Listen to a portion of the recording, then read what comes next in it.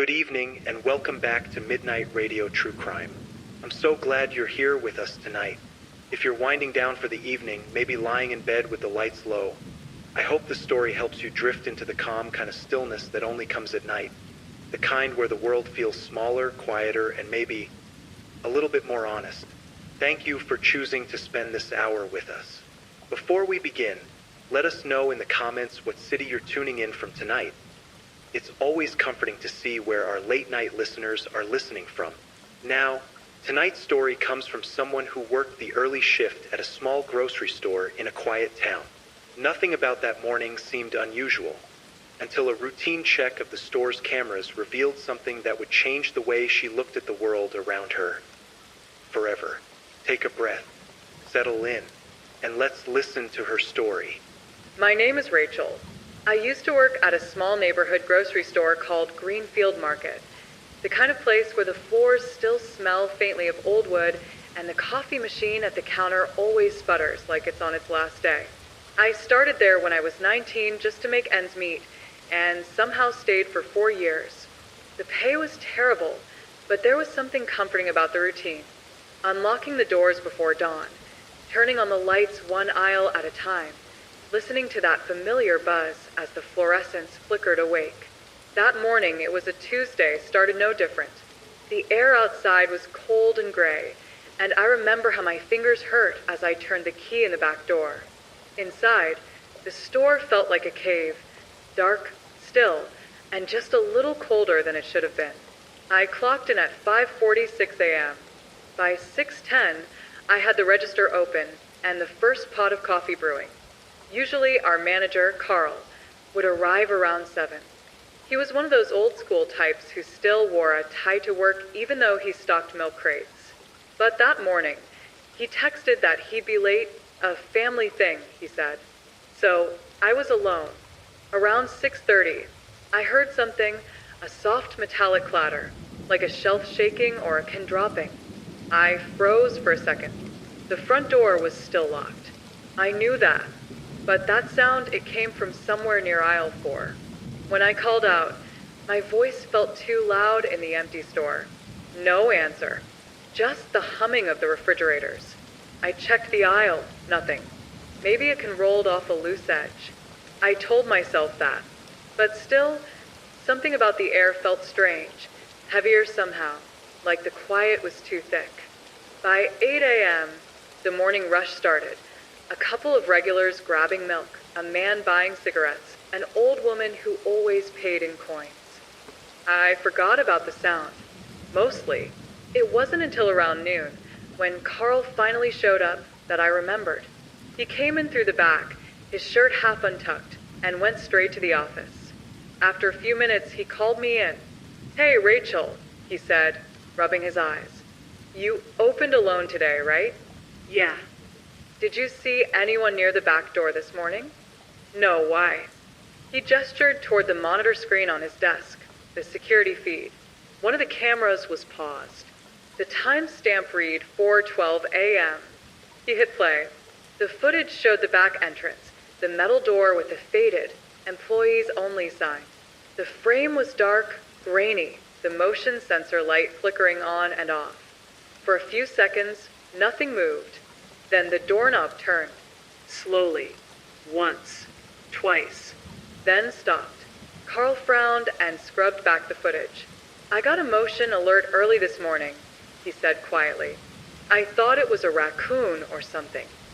He zoomed in. It wasn't an animal. The shape was distinctly human, tall, broad shoulders, head slightly tilted, standing just outside the door. But the weirdest part was the door never opened. The figure just stood there. And then, frame by frame, it stepped closer to the camera, close enough that for a second, the face almost appeared.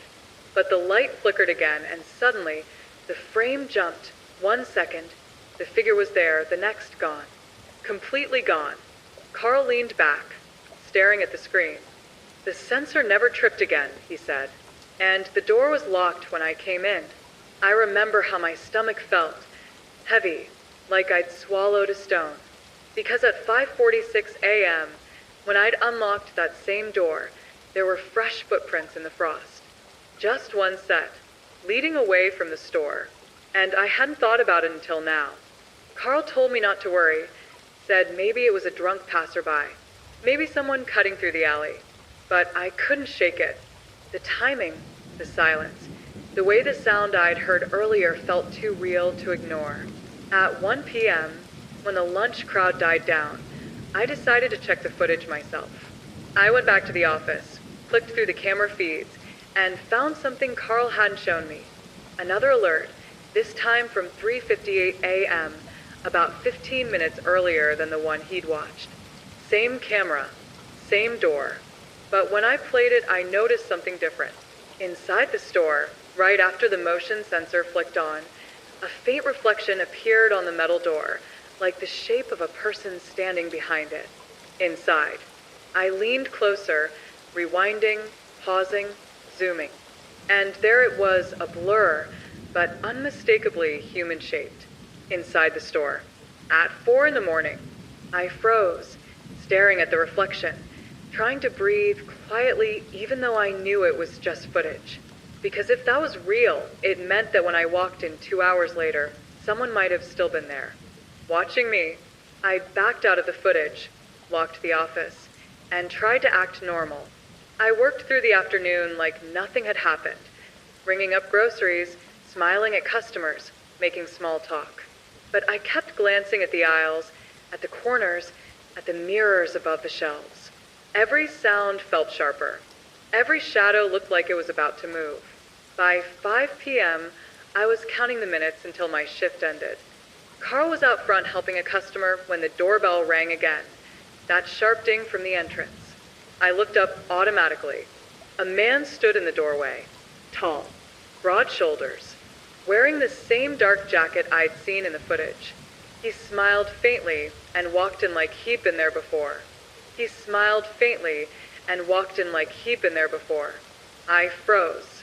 My hands were still resting on the register keys, and for a few seconds, the only sound in the store was the quiet buzz of the ceiling lights.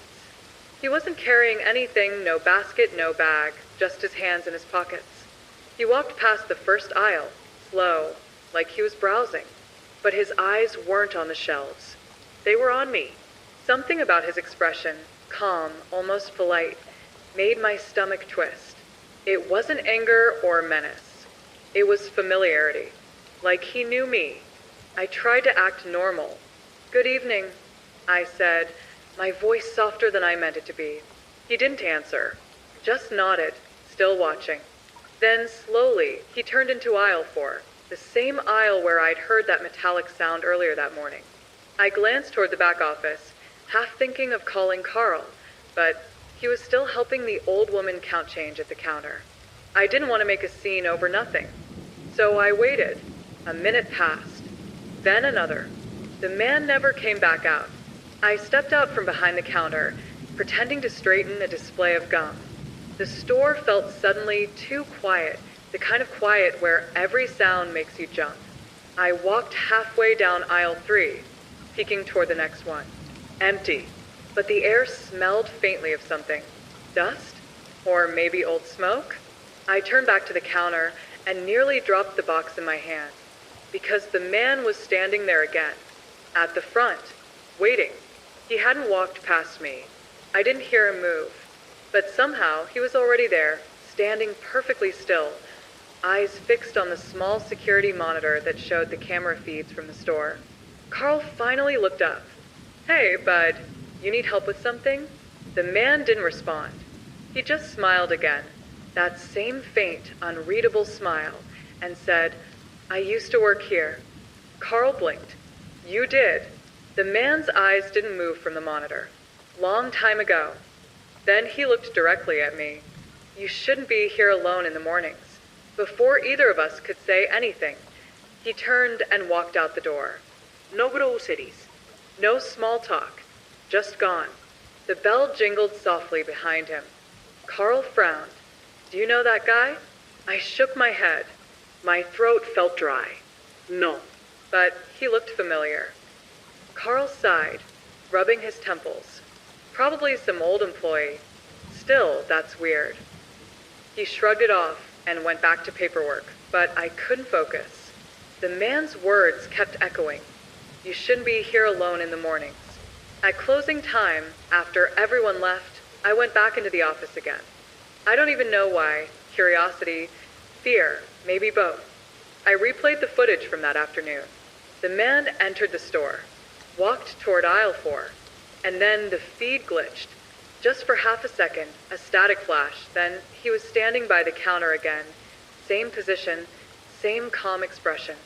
No in-between frames. Like the space between his entrance and exit had been erased.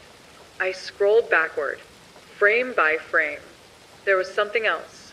In the moment the static appeared, barely visible, of a reflection in the freezer door near aisle 4. Another face, not his. Meaning, I was in the reflection behind him, but I hadn't been there. I was at the counter. The timestamp confirmed it. 2 versions of me. One at the register, one frozen behind the man in the jacket. I stared at the screen until the image burned into my mind. Then I heard something faint, almost imperceptible. The back door. The soft metallic click of a lock turning. Carl had already gone home. I stood completely still, the office door half open. The sound came again, slower this time, deliberate. Someone was testing the handle. I reached for my phone, hands shaking, and turned off the monitor to cut the light. The office sank into darkness. The handle moved once more, then stopped. Silence. For a long time, I just stood there, barely breathing, staring at the faint glow of the power light on the desk. Then, from the front of the store, I heard it, the sound that started everything. That same metallic clatter. From aisle 4. I waited another minute before stepping out, my phone flashlight trembling in my hand. The aisles were empty, the air still. But at the end of aisle 4, something caught the light, a single object on the floor. A gray windbreaker, folded neatly, as if waiting. The windbreaker was neatly folded on the floor, right at the end of aisle 4. No dust, no wrinkles, as if someone had just placed it there seconds ago. I didn't touch it. Something about it felt wrong, like it didn't belong to anyone anymore. I backed up slowly, eyes darting to the mirrors above the aisles. My reflection trembled in each one, pale under the store lights. I couldn't shake the feeling that somewhere, just out of frame, someone was standing completely still, watching me. The clock above the register said 9:47 p.m. We closed at 10. I told myself I'd lock up, leave the jacket, and tell Carl in the morning. But then my phone buzzed. Unknown number. A text. Check the night tape. I froze. No name, no emojis, just those 4 words. I looked around, empty aisles, humming refrigerators, the faint flicker of fluorescent light. Then another message came in. 3:47 a.m. That timestamp again. The same time from the camera alert Carl showed me earlier, when someone had stood at the back door. My heart hammered so hard I could barely breathe. I ran to the office, locked the door, and scrolled through the footage manually. 3:47 a.m., camera 2, back entrance. The feed was grainy, nearly black. The motion sensor flicked on, and I saw the faint outline of that same figure again, tall, unmoving. But this time, something new. Behind the figure, through the narrow slit of the half-open door, there was another faint light, the pale glow of the inside hallway camera, meaning the door was open. I leaned closer. My throat went dry. For 2 seconds, the camera caught both sides, the outer frame of the door and the inside. And in that inside frame, there was movement. Not the man. Something behind me. It was just a blur, but it looked like someone walking between aisles, fast, low to the ground. I rewound. Played again. The blur was gone. My hands shook as I switched feeds, checking each camera one by one. Aisle 1 clear. Aisle 2 clear. Aisle 3, there. A flicker. Half a shadow crossing the end of the aisle. So quick it barely registered. The system almost missed it, but the motion light caught a fraction of movement. Frame by frame, I advanced. Something, or someone moved between the shelves, crouched low, head tilted upward toward the camera. And just before the frame cut out, the face turned. Not fully visible, just a mouth.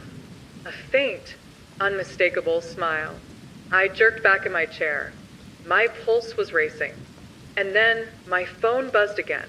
You shouldn't stay after closing. I stared at the message until it blurred. My hands were trembling so hard I dropped the phone. The sound it made hitting the floor echoed too loud in the tiny office. When I bent to pick it up, something shifted behind the thin metal door. A dull creak, like someone stepping on the linoleum just outside. I turned off the monitor. Darkness. The faint strip of light under the office door dimmed suddenly, as if someone was standing right there, blocking it. For maybe 20 seconds, I didn't move. I didn't even breathe. Then, silence. No footsteps. No crack. Just the soft ticking of the wall clock. I thought maybe I imagined it, that my mind was creating shapes in the dark. But then I noticed something that made my stomach twist. Under the door, that small gap at the bottom, there was a shadow. 2 shoes. Facing the door. And slowly, one of them moved forward. The floor groaned. I backed up to the far wall, clutching my phone, trying to remember if there was another way out. There wasn't. Then, quietly, the shadow bent down. A hand appeared under the gap, just fingertips at first, brushing the floor, feeling the edge of the door. Then they stopped, perfectly still. A long silence followed. And then the voice. Soft, calm, familiar. Rachel. My name. I don't even remember unlocking the door after that. I just remember running. Through the aisle, past the counter, into the freezing air outside. I didn't even grab my jacket. I called Carl from the parking lot, crying, barely able to speak. He said he'd call the police. He told me to wait by the gas station across the street. They arrived 15 minutes later. When they went inside, they found the back door unlocked, the office untouched. And right where I said I'd seen the shadow, the security camera caught one last thing. A man stepping out of frame, slowly pulling on a gray windbreaker. The police searched the store for almost an hour that night. 2 officers, flashlights sweeping every corner, every back room, even the dumpster out back. Nothing. No sign of forced entry. No broken locks. No one hiding anywhere. They asked me to describe the man. I told them everything. Tall, dark jacket, calm voice. The way he smiled like he knew me. One of the officers, a younger guy named Lewis, frowned and said quietly, "Sounds a lot like someone we picked up in this area a few years ago. Guy used to work night stock at a grocery chain before he disappeared." Disappeared? I asked. Lewis nodded. Quit one night, walked off mid-shift. They found his car still running in the parking lot. Keys inside. The other officer shot him a look to shut up. Then they both told me to get some rest, lock my doors, and not come back until morning. But I didn't sleep. Every time I closed my eyes, I saw that reflection. My face in the freezer door, behind the man in the jacket. The next morning, Carl picked me up to open the store together. He didn't say much on the drive, just sipped his coffee and stared straight ahead. When we arrived, the store looked exactly how we left it. No damage. No signs of anything unusual, except for aisle 4. The jacket was gone. Carl swore he didn't move it, and neither had the police. It just wasn't there.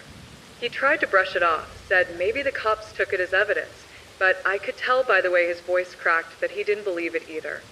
Still, we had to open. It was a business, after all. Customers came and went all morning. Regulars.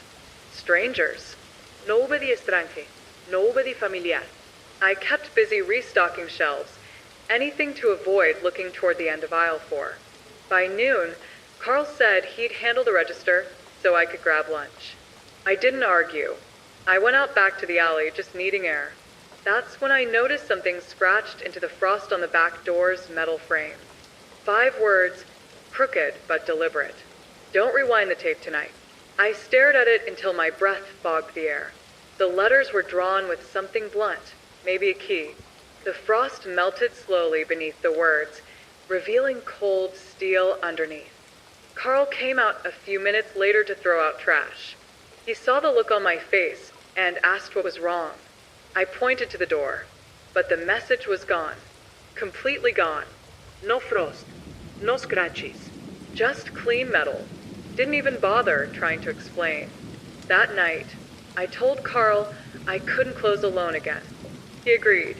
We locked the doors together at 9:50 p.m. and stayed until every customer left. By 10:15, we were both in the office, reviewing the camera feeds, partly out of fear, partly out of stubborn curiosity. Everything looked normal until the very last camera. Aisle 4. Carl froze the frame. "There," he said quietly. "Look at that." I leaned in. Between the shelves at the far end was a shape, small, dark, crouched low to the ground. It didn't move, didn't turn, just stayed. "Could be a shadow," I whispered. Carl nodded slowly, but his jaw was tight. We scrubbed forward, frame by frame. The shape rose, standing upright, and began to move. Toward the camera. Carl stopped the footage again. His face went pale. "Wait," he said. "Do you see it?" The figure was wearing the same windbreaker, but the reflection on the freezer door beside it, that wasn't just any reflection. It was the same moment I had run from the store the night before. The camera had somehow recorded yesterday's reflection inside today's footage. And in that reflection, the man was still standing behind me. Carl didn't say a word for a long time. He just stared at the screen, breathing heavy, like if he blinked the figure might move again. Then he whispered, How can a reflection show something from yesterday?" I didn't answer, because I didn't know. He hit the rewind button, slowly, frame by frame, watching the shadow glide backward down the aisle, until it vanished completely into static. Then he hit play again. The tape glitched. The sound from the speakers turned into this faint, hollow whisper, like wind through a vent, but every few seconds, I could swear it was forming words. Carl slammed the pause button. "We're done. I'm deleting this." But when he tried to rewind again, the monitor froze. A single frame stayed stuck on the screen. A close-up of aisle 4, empty shelves, just the freezer door. Then, like condensation appearing from nowhere, words started to form across the glass. White fog letters spreading slowly until they spelled, "Why did you come back?" Carl ripped the plug from the wall. The screen went black instantly. We sat there in silence, just the buzz of the ceiling lights and our hearts beating like drums. After a minute, Carl stood up and said he was calling corporate, that maybe there was a prank, maybe old footage was corrupt. He needed an explanation that wasn't what it looked like. I didn't move, because I could see something behind him.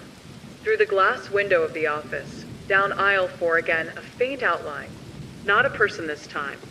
Something else, like a shadow made of light, if that makes any sense. It shimmered for half a second, then blinked out. When Carl came back from his call, his face was pale. "They said the cameras aren't recording anymore," he said. "What do you mean?" He showed me his phone. Corporate security system had flagged our feed as offline since 9:42 p.m. But that couldn't be right. The timestamp on our footage said 10:23, meaning we were watching something that shouldn't exist. Carl locked the office and said we were leaving, now. We walked fast through the aisles, not talking, just moving. When we passed aisle 4, I tried not to look, but I couldn't help it. There was something lying on the ground. Not the jacket this time. A small black VHS tape. No label. Carl stopped. We don't even use VHS anymore. He bent to pick it up, and before I could tell him not to, the store lights flickered. Once. Twice. Then everything went completely dark.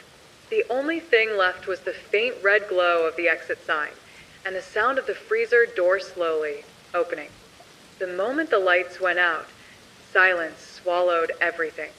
The hum of the refrigerators, the faint buzz of the fluorescent tubes gone. It was like the whole store took a breath and decided not to exhale. Carl's phone flashlight flicked on, cutting a pale beam through the dark. Dust particles drifted through it, glittering faintly. I didn't even realize I was holding my breath until he whispered, "Don't move." That voice, low, strained, shaking slightly, did something to my nerves. "What?" I whispered back. He raised the light just enough to illuminate the end of the aisle. The freezer door was open, just a few inches, but swinging gently, like it had been nudged. We hadn't gone near it. Carl started walking, slow and careful, his boots making faint rubber squeaks on the polished floor. Each sound echoed too loud in the empty store. I followed close, the light bobbing in his hand as we moved toward aisle 4. When we got closer, I noticed something strange. The air around that freezer door was colder, much colder. I could see my breath. Carl stopped just short of the door. The flashlight's beam reflected off the glass, showing only our faces, but behind our reflections, something else. It looked like another reflection that didn't belong, like someone standing behind the glass, just a little too tall, shoulders slightly turned. Carl's breathing turned fast. "It's just a double reflection," he muttered, but his voice didn't sound sure. He reached out and touched the handle. The moment he did, the door creaked wider, and a blast of air hissed out. Wet, chemical, and bitter. The kind of cold that bites through skin. Inside there was no food, no boxes, nothing. Just shelves coated in frost, and in the back corner a small black shape. Another VHS tape. Carl pulled his hand back. No way. No way. I took a step closer, my pulse hammering in my ears. It's the same as before. He shook his head. No, the first one was blank. This one's got a label. He shone the light across the front. In thick marker, barely legible under the frost, someone had written, Tuesday, 9:43 p.m. That timestamp again. The exact time the store cameras had gone offline. Carl looked at me. I could tell he was trying to think rationally, some logical chain to explain all this. Maybe an old employee prank, maybe an abandoned training video. But his face betrayed him. He was scared. He reached into the freezer and grabbed the tape, his hand trembling. "We're taking this. We'll watch it somewhere else. Not here." I wanted to tell him to leave it, but something in me, curiosity, fear I don't even know, made me nod. As soon as he pulled the tape free, the freezer door slammed shut behind him with a hollow bang. We both jumped. The flashlight slipped, rolling across the floor, spinning light in circles until it landed face up. The ceiling flickered again. Half the lights blinked back on, buzzing weakly like dying insects. Carl swore under his breath. "We're leaving." Now. We hurried through the aisles, every shadow feeling alive. I could hear faint scraping noises somewhere behind us, like something dragging on the tile. Carl didn't stop until we reached the exit. He tried the doors. They didn't move. Automatic locks. The power outage must have triggered security mode. He tried again, nothing. I looked back toward the aisles, and for a brief moment I saw movement. Just a flicker. Someone stepping behind the end cap of aisle 4. "Carl," I said, my voice low. "We're not alone." He turned just as the store's speakers crackled to life. Static first, then a faint voice, slow and almost melodic. "Back room, tape room, come back." It wasn't a voice I recognized. It wasn't Carl's, and it wasn't mine. The sound repeated, distorted, like a broken announcement loop. Carl pulled his phone out, trying to call someone, but there was no signal. No bars at all. We stood there under the dim light, frozen in place, listening. The voice faded, replaced by another sound, something scraping again, closer this time. Then a thud. We both turned toward aisle 4 again. The freezer door had swung open completely this time and was hitting the stopper with a dull, rhythmic sound. Carl looked at me, his eyes wide. "I'm done. I'm not playing with this." He pulled the crowbar from his belt and started toward the emergency exit by the stockroom. When we reached it, He jammed the bar into the metal frame and pried. The door groaned, the steel bending just enough for us to squeeze through. We stumbled into the back storage hallway, dark, lined with shelves of cleaning supplies and cardboard boxes. The air smelled like bleach and something else, something faintly metallic. There was a low hum in the distance. Not electrical, more like machinery. We followed the sound until we reached the door-marked security footage. Authorized staff only. Carl's flashlight beam hit the handle. Fresh fingerprints in the dust. "Who's been down here?" I whispered. He didn't answer. He just turned the handle and pushed the door open. Inside was a tiny room, barely big enough for 2 people. Shelves stacked with old hard drives and tape reels. A humming server tower against the wall. But on the desk, right in the middle, sat a small TV with a VHS player. The same kind we used to use years ago, before the upgrade to digital. And the screen was already on. Static. Flickering. Waiting. Carl stared at it, holding both tapes in his hands. "Maybe," he said slowly, "it's trying to show us something." I don't know why he said that, or why it sounded like he believed it. He slid the new tape into the player and pressed play. For a moment, just static again. Then the screen cleared. A grainy black and white feed appeared. It showed the inside of our store. Aisle 4. And there, standing in front of the freezer, was me. Not from today. From last night. I was holding something in my hand. I leaned down, set it on the floor, and walked away. Carl's flashlight wavered. The thing I'd set down was a VHS tape. The same one we'd found earlier tonight. The screen flickered once more, and then a voice, soft and clear this time, whispered through the static. "You dropped this." Carl turned to me in slow motion, eyes wide. Then, from somewhere deep inside the store, we heard the freezer door slam again. And this time, it didn't open back up. The slam of the freezer door echoed in the small tape room like a gunshot. Carl jumped back, the VHS tape trembling in his hands. I stood frozen, my mouth dry, staring at the flickering screen. The footage still showed me, but not just me.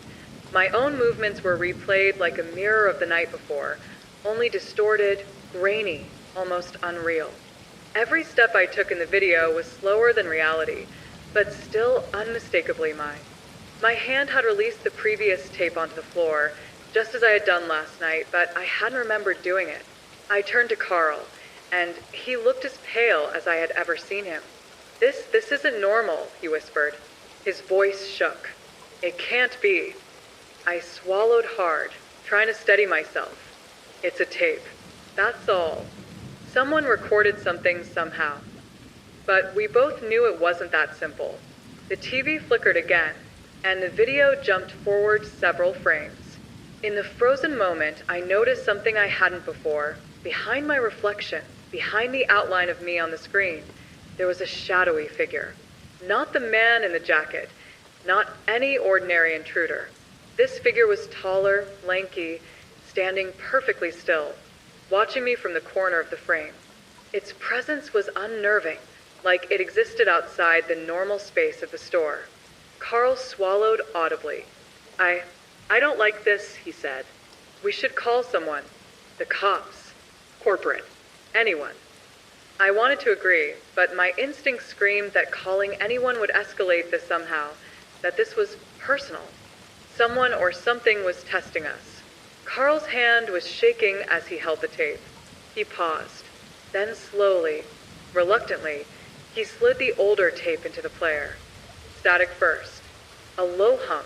The faint flicker of gray shapes moving across the screen. Then aisle 4. The figure of the man in the jacket appeared again, standing perfectly still in the same spot where the freezer door had been. He wasn't moving toward the camera. He wasn't moving toward me. He just existed there, watching, always watching. Then the camera angle shifted. The footage was no longer stationary. It moved down the aisle, as if the camera itself had been picked up, carried closer. Each frame showed more of the shelves, more of the store, but always the same figure, always in that same spot. My stomach twisted. I couldn't tear my eyes away. Suddenly, the screen flickered again. And this time, something was different. A door at the back of the store, our office door, opened slowly, just a crack, and I could see the outline of a person inside. Then, from the shadows, a hand extended. A hand that wasn't mine. The tape jumped again, and the shadow vanished. Then another frame. The freezer door. Open. A tape lying on the floor. The same tape. The timestamp in the corner read 10:23 p.m., but the grainy video showed something impossible. My own self, crouched in the aisle, picking up the tape that I had yet to find.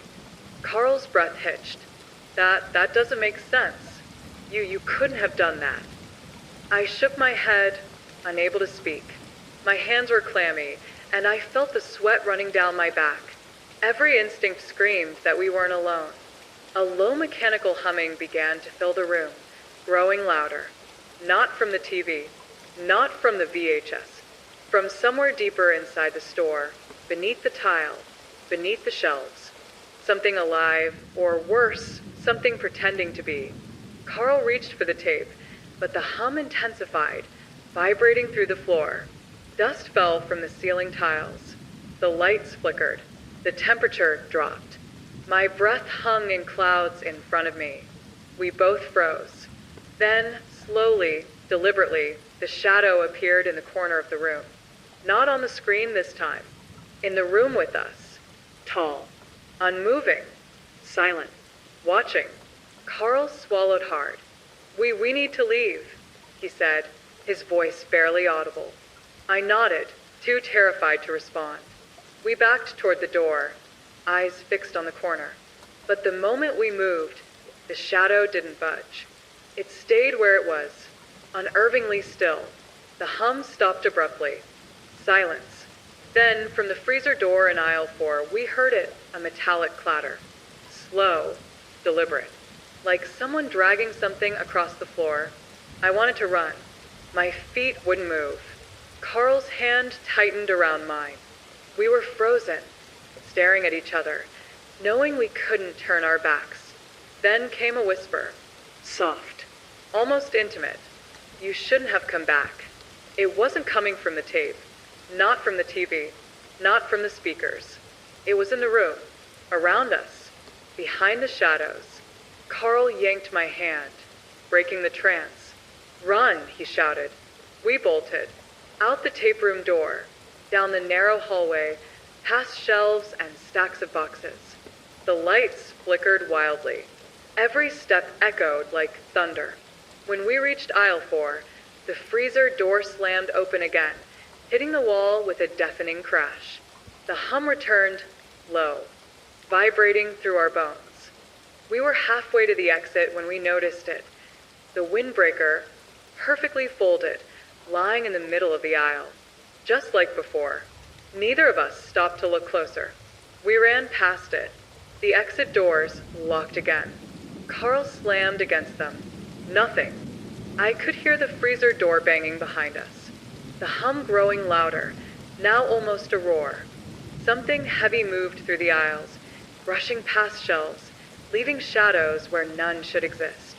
And then a final whisper. Next time, I'll be closer. The doors clicked, opened.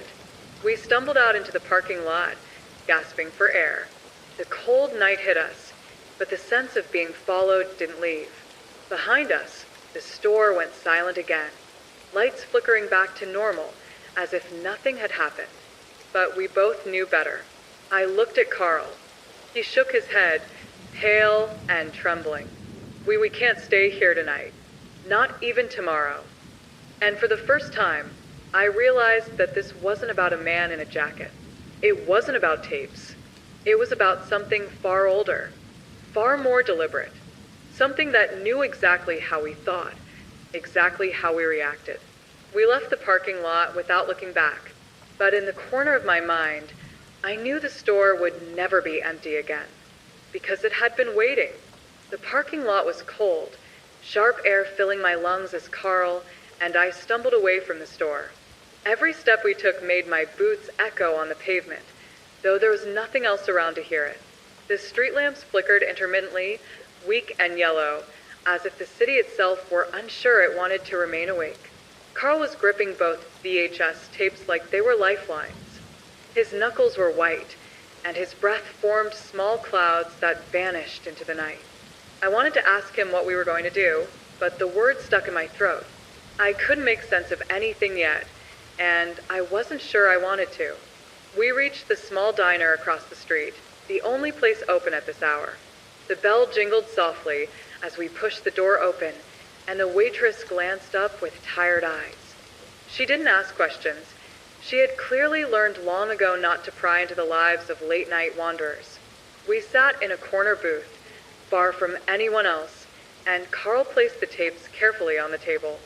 I could see the layer of frost and dust still clinging to the newer one. The older tape had that same faintly metallic smell that hung in the store's aisles, like something chemically wrong with it. "I'm telling you," Carl whispered, voice barely audible. "We can't watch these here. Not here. If whatever is in that store wants us to see it, it's not going to like a diner." I nodded, my stomach twisting. "Then what do we do?" He shook his head. "We go back to my place. Just one night. Watch them there. Lights off. Doors locked. No distractions. Then tomorrow, we decide what the hell we're even dealing with." I agreed. There wasn't really a choice. My apartment wasn't safe. Not after what we'd seen. Not after the freezer door slammed over and over, after the lights flickered, after that whisper in the tape room. The drive to Carl's apartment was quiet. Neither of us spoke, both of us aware of the weight of the tape sitting between us, heavy on the passenger seat. Streetlights passed in dull, orange streaks, and every shadow on the road seemed longer than it should be. Once inside, Carl secured the locks on his door and closed the blinds. Even then, I felt exposed. The apartment felt too quiet, too small. I had the nagging sensation that something from the store had followed us, though I knew rationally it was impossible. We set the TV up on the coffee table. The VHS player whirred to life, struggling slightly before settling into a static-filled image. The first tape, the older one, went in. We both held our breaths as Carl pressed play. Static first. The sound was low, a rumble that grew until it filled the room. Then, slowly, a dim image appeared. It was the store. Aisle 4. Empty, frozen under grainy fluorescent light. My first thought was relief. Nothing was moving. But then the frame shifted slightly, as if the camera itself had been nudged forward. The angle changed just enough to reveal the freezer door, closed, and on the floor a black VHS tape, lying perfectly still. I felt the cold creep into my spine. I recognized that tape immediately. I'd seen it in the freezer. I'd watched it sit there, untouched, frozen in time, waiting. Carl's hand hovered over mine, trembling. I wanted to reassure him, but I couldn't even reassure myself. The tape continued. The camera shifted again, and suddenly there I was. Not sitting across from Carl, not in his apartment, not in reality. On the grainy screen, crouched in aisle 4, my own reflection was caught in the freezer glass. I was picking up the tape, the one that would eventually appear on the desk in the tape room. But I hadn't done that. I leaned closer, heart hammering, trying to make sense. The reflection in the freezer didn't mimic my real movements. It was deliberate, precise, like some other version of me had performed the action. My hand reached out, slowly, too slowly, setting the tape on the floor. And then the shadow appeared. Behind me, just a flicker at first, a dark figure tall and unmoving. Its presence radiated cold, deliberate patience. Not malevolent, at least not exactly, but it watched like a predator assessing prey. Carl whispered, voice raw, "It knows we're watching." I didn't answer. I couldn't. My stomach was knotted, my pulse spiking. The shadow didn't move toward the camera. It didn't move toward me. It just stayed, and I felt its attention like a physical weight pressing into the room. Then the sound changed. A faint whisper carried through the tape, a voice slow and soft, chilling in its calmness. You shouldn't have come back. My hands went cold. I gripped the edge of the coffee table. Carl's lips moved silently as he read the same words. Static surged. The image on the screen shook. For a moment, I thought it might end, might disappear, but then another whisper threaded through the static. Next time, I'll be closer. The lights flickered above us. Once, twice, then steadied. The tape continued to run, but the shadow remained in the corner of the screen. Taller now, watching, waiting. We didn't speak. The hum of the VHS player filled the room. Each second stretched longer than the last. Finally, the tape ended. The image dissolved into static. The player clicked, quiet now, but the sense of presence lingered. It was heavy in the room, like the air itself had weight. Carl and I looked at each other. What do we do now? I whispered. He shook his head, voice tight. We wait. We don't touch anything else. Not tonight. Not until daylight. Then we figure out what the hell is going on. I nodded, but my stomach sank. I knew it wouldn't end there, because someone had deliberately sent us that warning, and it was already inside our minds. The feeling didn't fade that night. Every creak of the apartment, every whisper of wind against the window, made me flinch. Every shadow seemed just a little too dark, a little too tall. By the time we finally slept, light fractured. Waking at every sound, I knew one truth. We were no longer safe. We weren't just watching a tape anymore. We were part of it, and it was waiting for the next step. The next morning, sunlight sliced through Carl's blinds in thin, sharp lines. I woke to the smell of coffee, but it didn't smell comforting. It smelled wrong. Metallic, faintly chemical, the same scent that had haunted the store. My chest tightened. I couldn't shake the feeling that whatever had been in that store hadn't stayed there. Carl was already awake, staring at the two tapes on the table.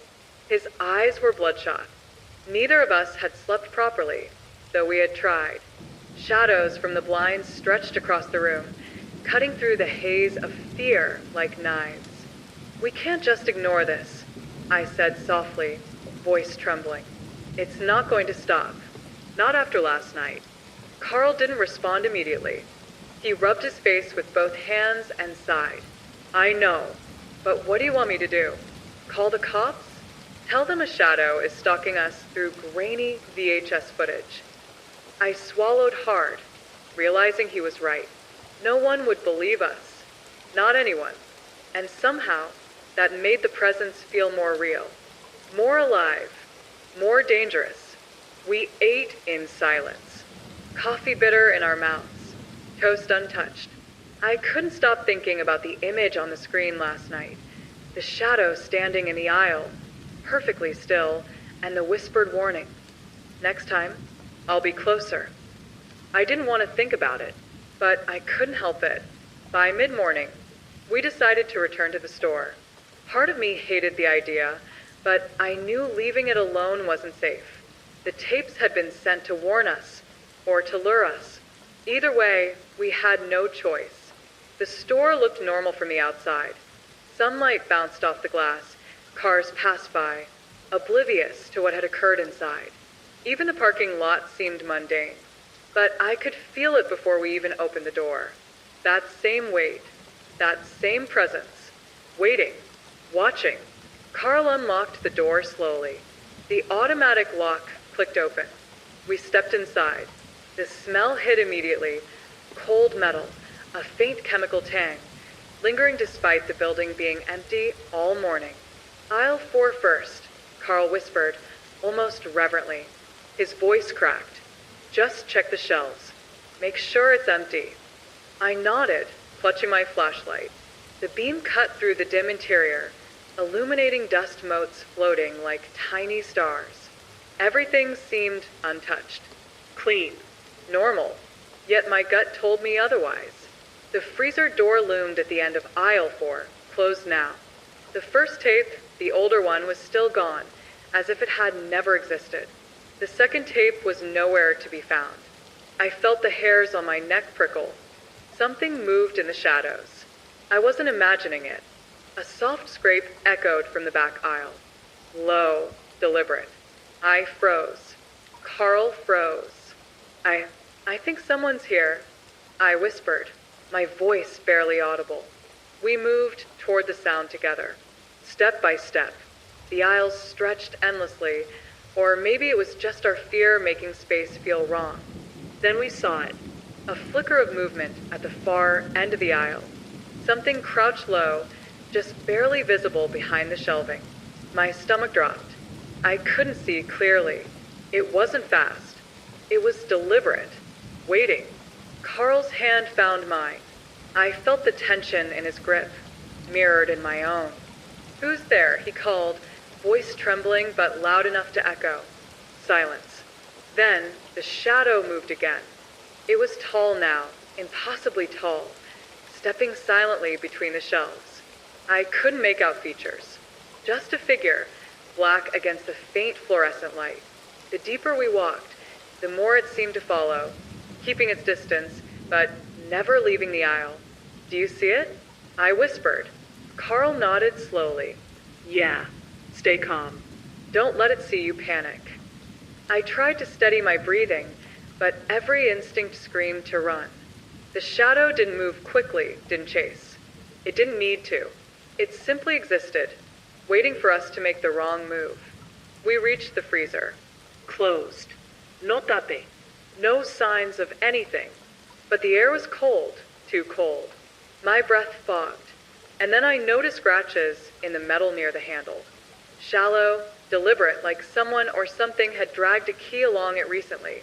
Carl leaned closer. "It's been here," he muttered. A low hum began again, faint at first, just like the night we'd first encountered the tapes. The vibrations ran through the floor, the shelves, even through my chest. It wasn't electrical. It wasn't mechanical. I didn't recognize the sound, but I felt it. Deep, cold, invasive. The shadow shifted again. I caught a glimpse of the face, or what could have been a face. Indistinct. Grainy. Not human. And yet something about it felt familiar. Like it had seen me before. Like it knew my movements better than I did. I wanted to step back. Carl wanted to call out. Neither of us did. Then a whisper came from nowhere and everywhere at once. Closer. We froze. My stomach sank. The word wasn't a threat. Not exactly. But it carried intent. Knowledge. A warning and a promise at the same time. The shadow moved toward the freezer. Slowly. Deliberately. And then it stopped. Carl whispered, I think it wants us to follow it." I shook my head, every muscle tense. But deep down, I knew he was right. If we didn't follow, we'd never understand what it wanted or why. The shadow shifted again, moving into the next aisle. It was a fluid motion now, almost casual, like it knew the store better than we did. My legs moved before I even decided. Carl followed. Every step echoed too loudly. Every beam of our flashlights caught only emptiness, yet the presence behind us remained. Watching. Waiting. We moved down the aisle, closer to the back, closer to whatever this shadow had in store. And then I saw it, half hidden behind a stack of boxes, a tape lying on the floor. A different tape this time. Smaller. Newer. The label simply read, "Follow." I swallowed hard. My pulse rattled my chest. The shadow didn't leave. It waited, patient, silent, intentionally showing us the next step. I bent to pick up the tape, Carl's hand steadying mine. The cold from the floor seeped into my fingers. And then the whisper again, just a breath away. "Don't stop now." The hair on the back of my neck stood on end. Whatever this was, it wasn't done with us. And deep inside, I knew we were about to find out exactly why. I held the tape in my hands like it was a live wire, a small black rectangle that seemed heavier than it should. The label simply read, "Follow," written in thick, uneven black marker.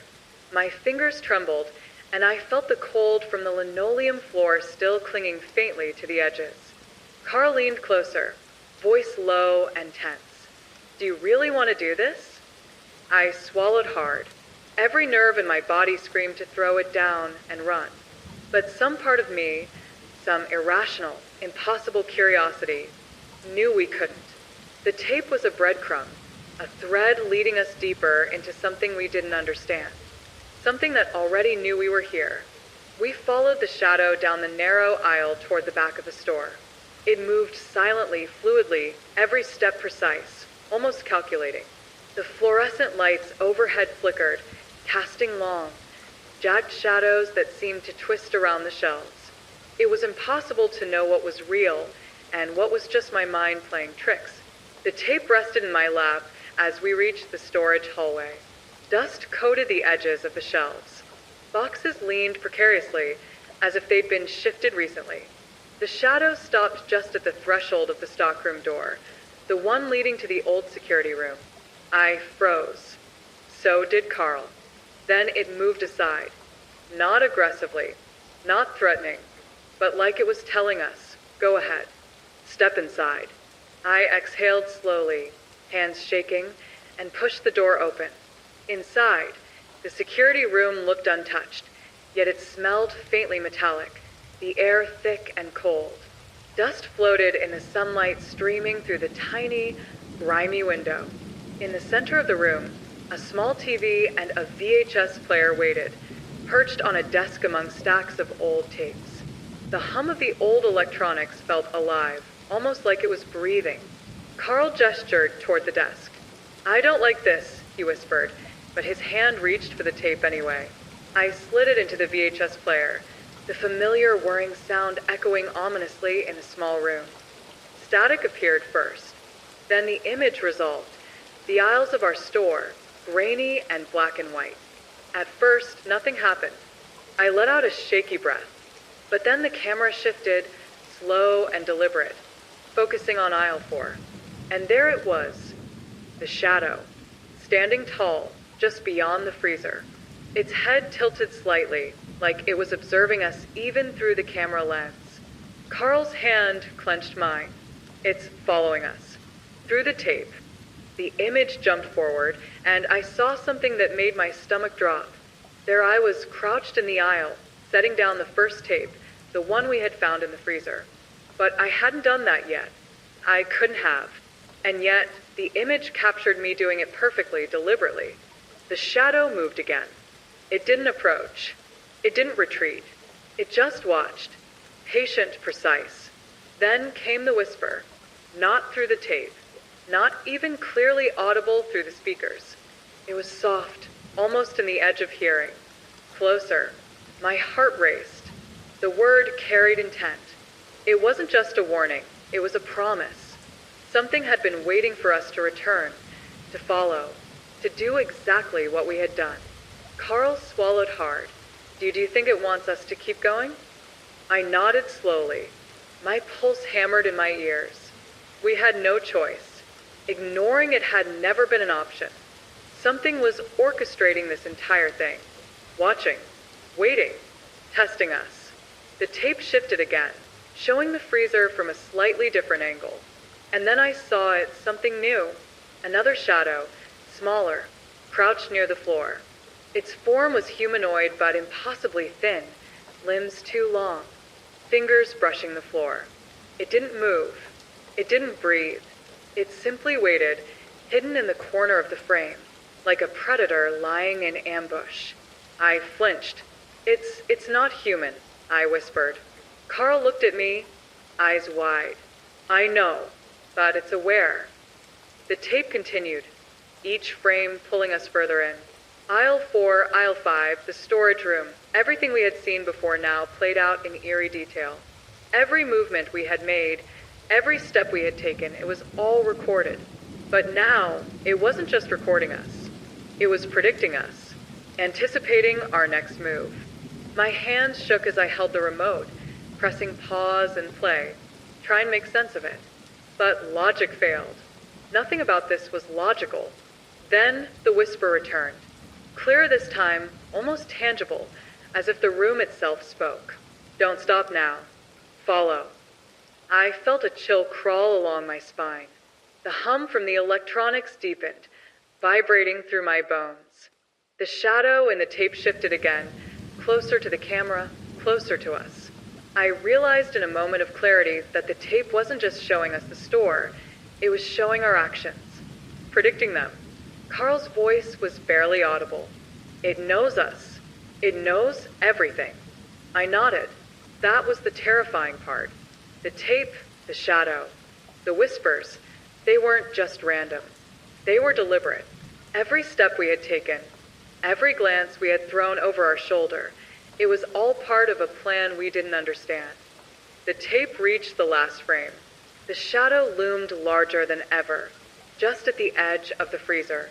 The whisper repeated one last time, sharp and deliberate. Next time, closer. And then the screen went black. Silence. The room felt impossibly cold.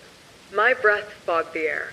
Carl and I looked at each other, both pale, both trembling. Carl began, voice breaking. I don't think this ends here. I didn't respond. I couldn't.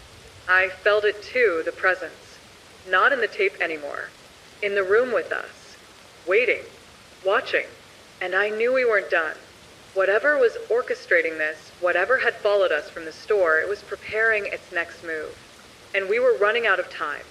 We didn't sleep much that night. Every creak, every drafty whistle of air through the vents made my heart hammer. Carl sat on the couch, staring at the two tapes on the coffee table as if they were ticking time bombs, while I kept replaying the shadow in my mind, the impossibly tall figure, watching, waiting, patient. By sunrise, we'd barely managed an hour of dozing, our exhaustion shallow, restless. The tape's warning echoed in my ears. Next time, closer. I kept thinking about what that could mean. Closer to us? Closer to the store? Or closer to our lives? We decided to stay inside, refusing to leave the apartment. Carl pulled all the blinds down and double-checked the locks on every door, even the ones we hadn't used in months. Yet, despite the precautions, I felt a pressure in the air, something heavy and oppressive that the locks couldn't keep out. Carl finally broke the silence. We need to figure out why it's doing this. I nodded, swallowing hard. But what is it? Something human? Something else? He shook his head. I don't know, but it's smart. Too smart to be random. We exchanged terrified glances. The locks held, but the sound was deliberate, close, patient. Carl whispered, "It's here." I could feel it now, not on the tape, not in the store, but here inside the apartment, watching, waiting. Then a voice, soft, deliberate, just at the edge of hearing, whispered, "Closer." The room temperature dropped. My breath fogged in the air. I realized the humming sound, the same one that had vibrated through the store, had returned, quiet but insistent. It wasn't from the electronics. It wasn't from the building. It was in the air itself. Carl grabbed my hand. We need to move. Stay calm. Don't show fear. We crept toward the hallway, lights off, using the morning light from the blinds just enough to see the floor. Every shadow seemed alive. Every sound, too precise, too deliberate. Then I saw it, a flicker in the reflection of the apartment window. Tall, slender, black against the dim morning light. It wasn't moving. Not yet, but it was there. Carl whispered, voice barely audible. "Hannah, it's inside the apartment." I nodded, frozen. The air felt charged, heavy. Every instinct screamed to run, but there was no escape. Every exit in this building could be watched, could be locked. Then the shadow moved. Slowly. A footstep. Just one. I held my breath. Carl held mine. Another step. Then another. It paused. Then a whisper, soft, intimate, chilling. "You can't hide." I felt it then. Not in my mind. Not in the tape. Right here. Watching. Knowing. Waiting. Patiently. Carl grabbed my shoulder. We have to follow it. We can't wait. I nodded, though every fiber of my body wanted to resist. The tapes, the whispers, the shadows, they had drawn us in. And now, whether we wanted to or not, we had to go further. Because ignoring it, as the report said, had consequences. And I knew, with a certainty that made my blood run cold, that whatever this was, it would not let us go willingly. We didn't hesitate. Carl and I moved through the apartment in near silence, keeping our flashlights low, our steps careful, each breath measured. Every shadow seemed to twitch with life. Every creak in the floorboards made my chest tighten. The air smelled metallic again, faintly chemical, like the store but sharper, closer. We followed the feeling, the presence, through the apartment toward the storage closet at the end of the hallway. It was small, a place we'd never used except to stash old boxes, cleaning supplies, and forgotten seasonal decorations. Tonight it felt monumental, a doorway to something beyond comprehension. Carl reached the handle first, his knuckles white. I put a hand over his. "Are you sure?" I whispered. He shook his head, voice tight. No. "But it's the only place left to go. Whatever is in here, it's leading us." I nodded, trying to steady my breathing. I felt the hairs on my arms stand on end, prickling as if the air itself carried electricity. I pushed the door open. Dust motes floated in the beam of our flashlights. The closet looked normal. Stacked boxes, mops, old posters leaning against the wall. Nothing out of place. And yet, I could feel it, the presence. It was concentrated here, thick and patient, like it had been waiting just for us. Then I noticed the floor. The tiles near the back wall were scratched, faint but deliberate. Not random. Someone or something had dragged something heavy across it. Something metallic. Carl crouched, running a finger over the marks. "It wasn't left by accident," he whispered. "It was meant to be seen, meant to draw us here." I swallowed hard. My stomach twisted. And the tapes. He shook his head, eyes wide. "I think they're instructions. Warnings. Or maybe puzzles. Steps we have to take." I crouched beside him, scanning the back wall with my flashlight. My heart leapt when I saw it, a small square of concrete, darker than the rest of the floor. It looked disturbed, like something had been removed. I knelt, brushing dust away.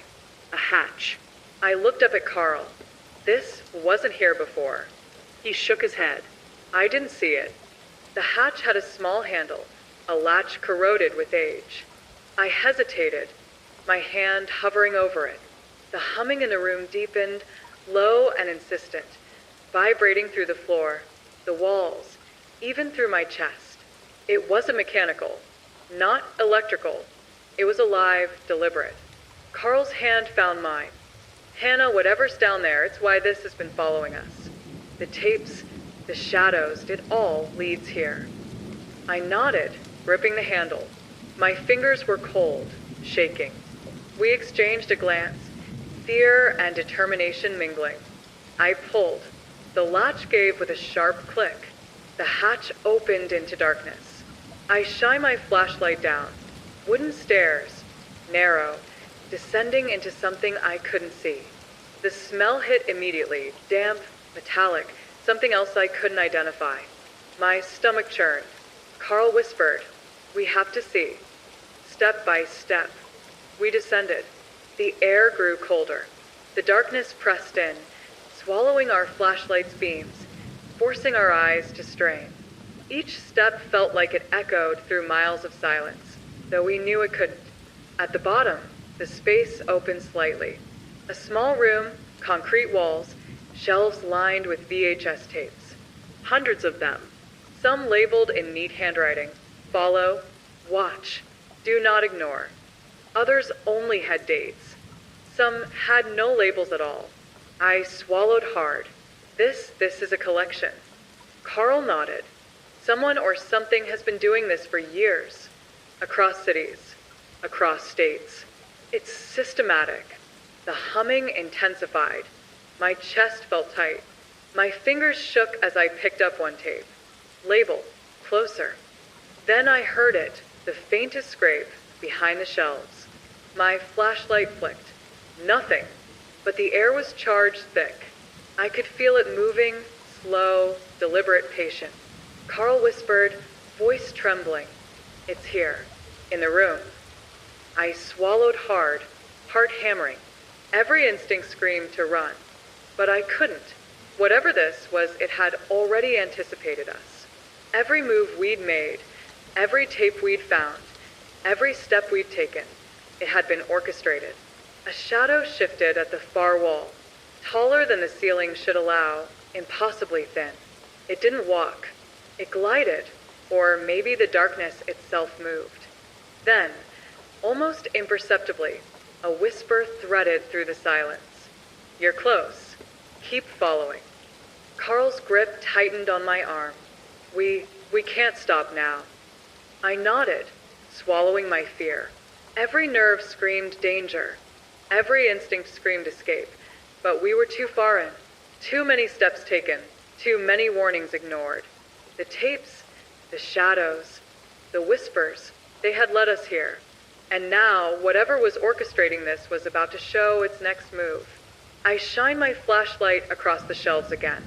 Another tape, slightly out of place, caught my eye. Label, tonight. I knew, deep in my bones, that this was the next instruction. The next step in the series. The culmination of everything we'd been drawn into. Carl exhaled, his breath fogging in the cold, dense air. This is it. This is what it's been waiting for. I swallowed, trembling, and picked up the tape. My hands shook violently. The hum in the room deepened, vibrating through our bones, through the walls, the floor. And then the whisper returned, unmistakable, close, intimate. Do not falter. Follow, or you will not leave. I knew, with a certainty that made my blood run cold, that the night, and our encounter with whatever this presence was far from over. We had entered its world, and there was no turning back. The tape in my hands felt heavier than it should. The small black rectangle seemed to vibrate faintly, as though it carried its own pulse.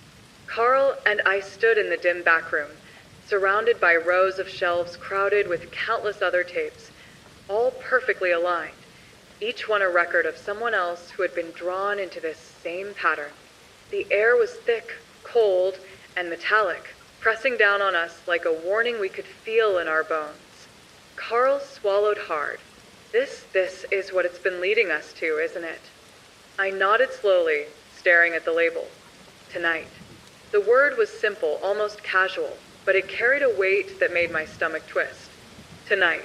Not tomorrow, not later. Tonight. We set the tape into the VHS player on the dusty desk. The whirring sound was deafening in the quiet room. Static flickered across the screen before the image resolved. Grainy footage of the store appeared. Empty aisles. The freezer at the far end of aisle 4. Everything looked normal. And then the shadow appeared. Not in the aisle this time, not behind the freezer.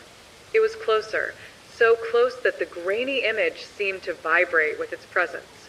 Its shape was impossibly tall and thin, and though the tape's quality made it hard to discern features, I could feel its awareness.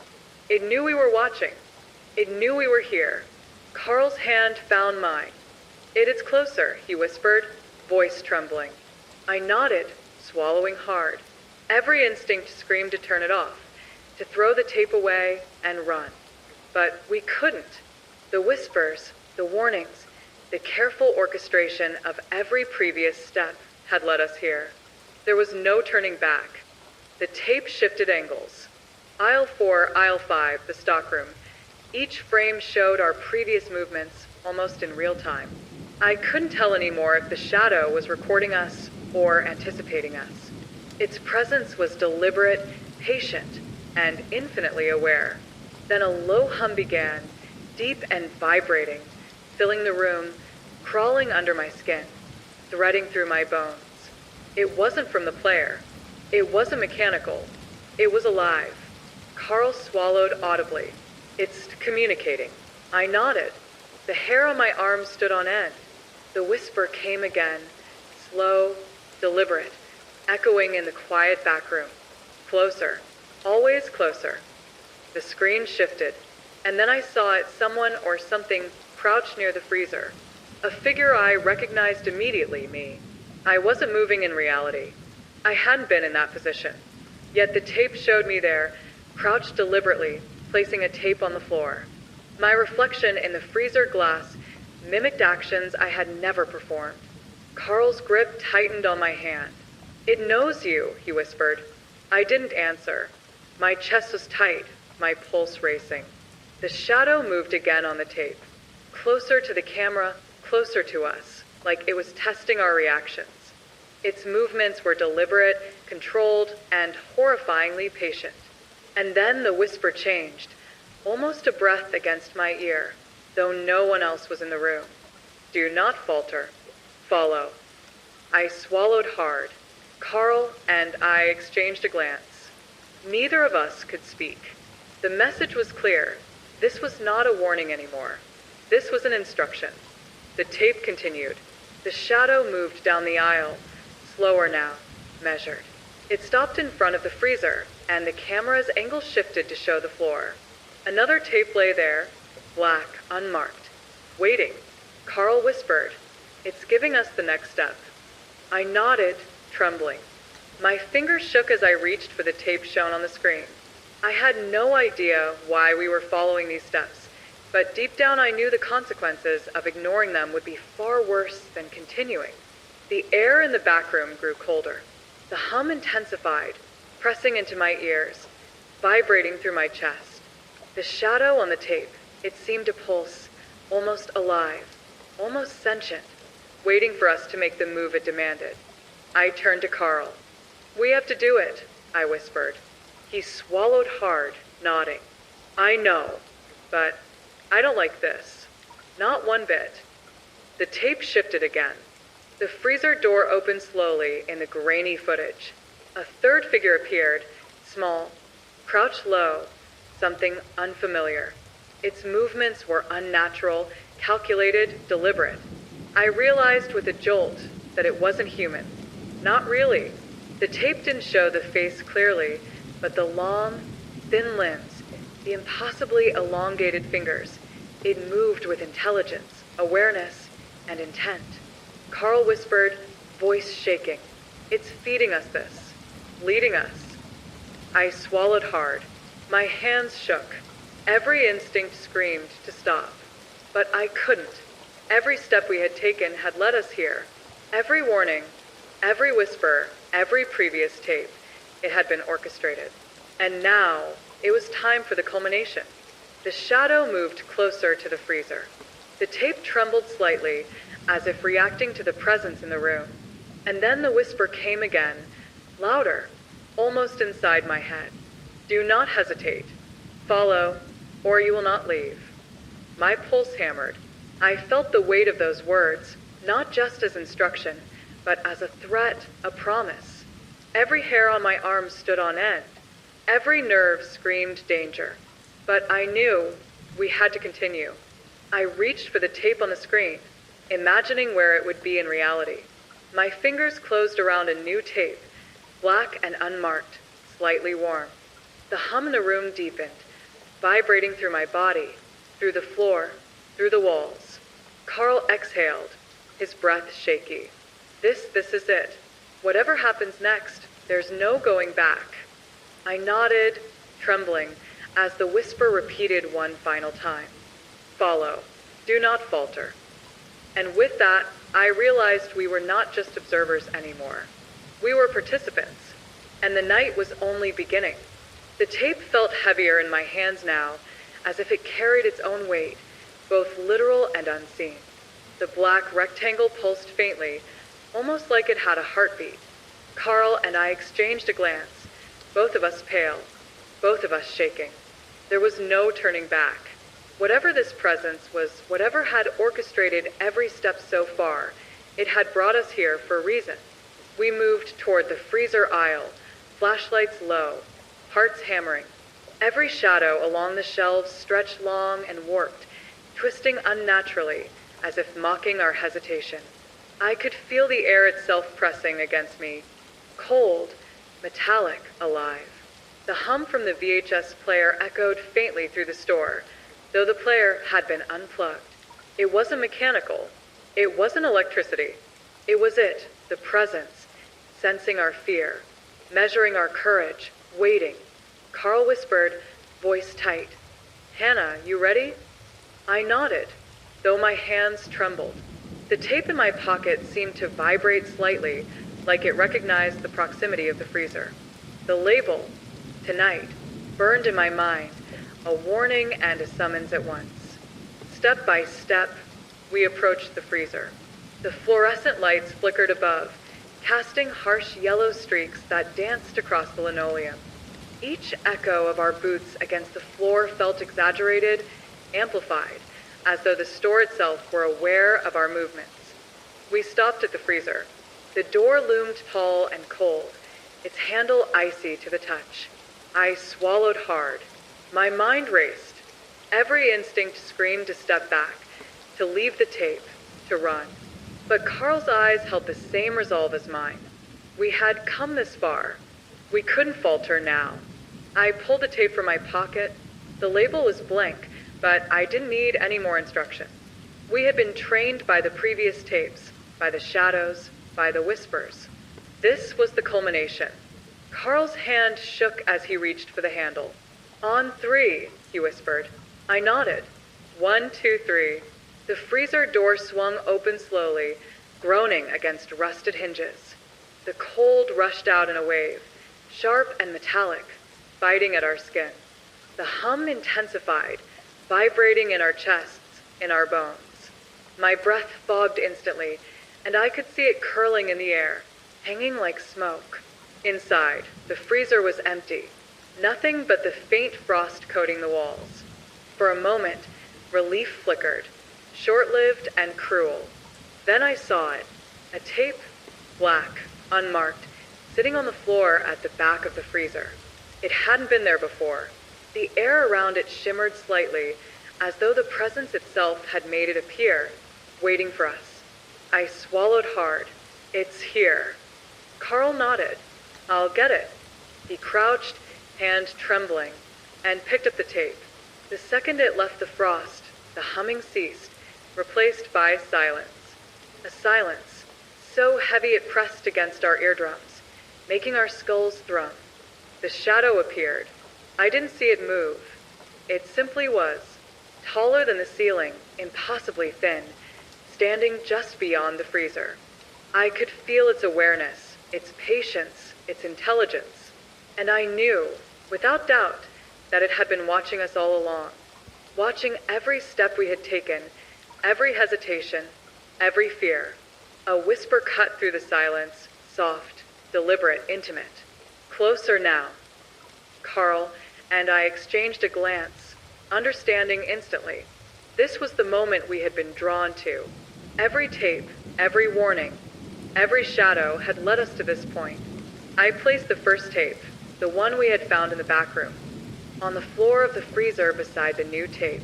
The hum returned, low, vibrating through the concrete, through the floor, through us. The shadow didn't move. It didn't need to. Its presence was enough. Carl exhaled shakily. What now? I shook my head. We follow. We have to follow. The freezer felt impossibly cold, as if the air itself were a living thing pressing against us. The tape on the floor seemed to vibrate faintly, like a heartbeat in sync with the humming. I realized that the instructions weren't just in the tapes. They were in the environment itself.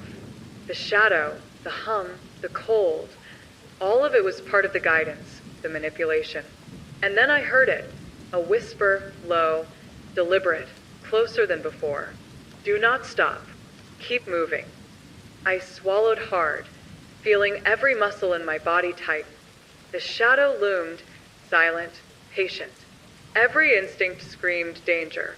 But the tapes, the warnings, the orchestrated steps, they had trained us. And now we had no choice. I glanced at Carl. His eyes mirrored my own fear and resolve. He nodded, and I knew we understood each other without words. We stepped deeper into the freezer. The tapes waited for us. The shadow watched. And whatever this presence was, whatever it had orchestrated for all these years, it was ready to reveal its next move.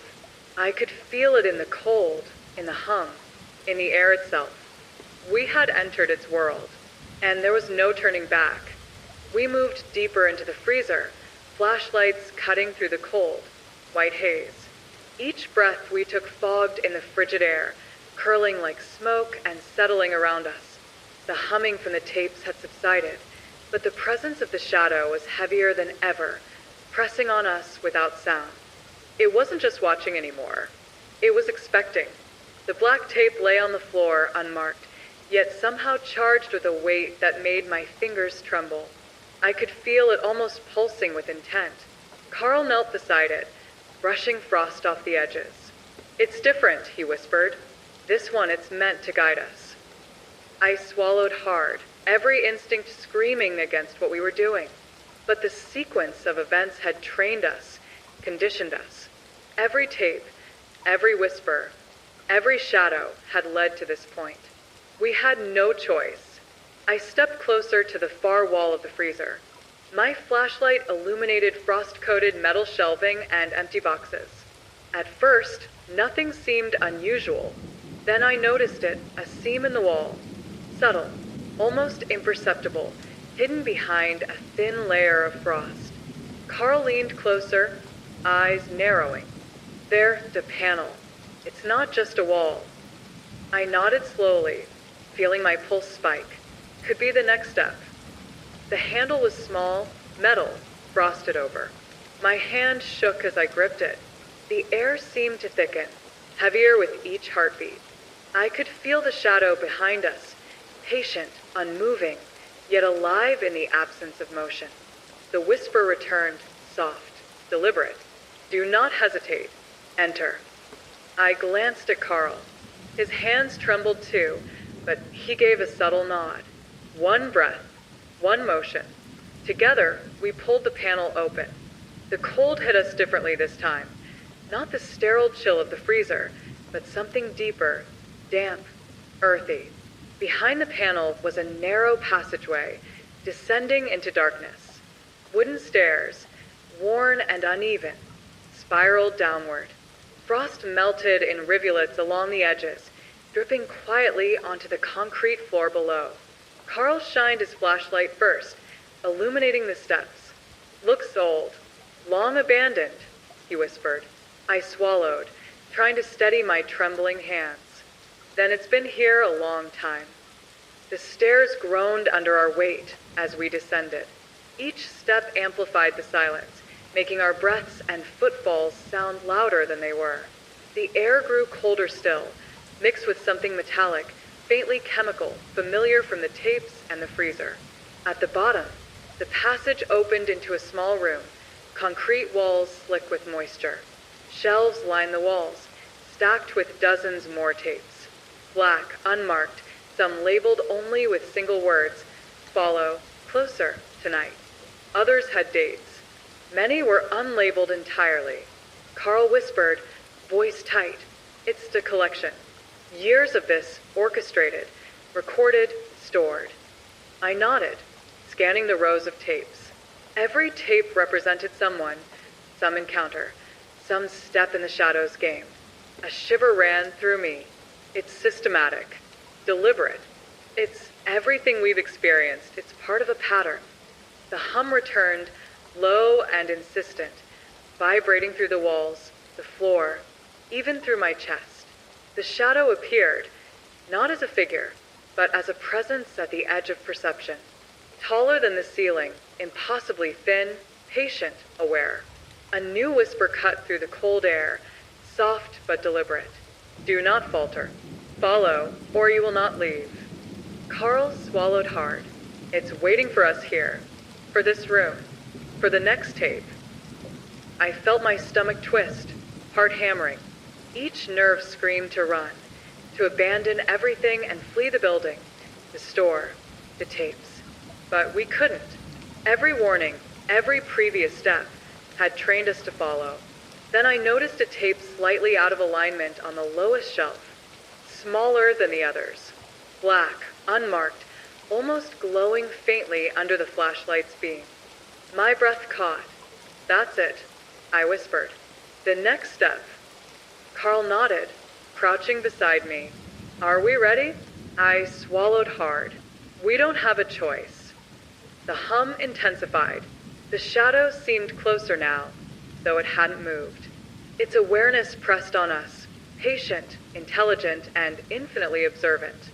The whisper repeated, almost directly into my mind. "Follow. Do not stop." I reached for the tape, cold, unnaturally heavy in my hand. The weight of years, of fear, of every step we had taken, seemed to press against my palm. Carl's hand covered mine, steadying me, lending courage I didn't feel. And then I realized something chilling. This wasn't just about the tape. It was about us. The shadow had brought us here for a reason, and the next step wasn't just recorded. It was personal. We were participants now. Not observers. And the shadow, patient and deliberate, was waiting to see if we would continue. The tape in my hands pulsed faintly, almost as if it had a life of its own.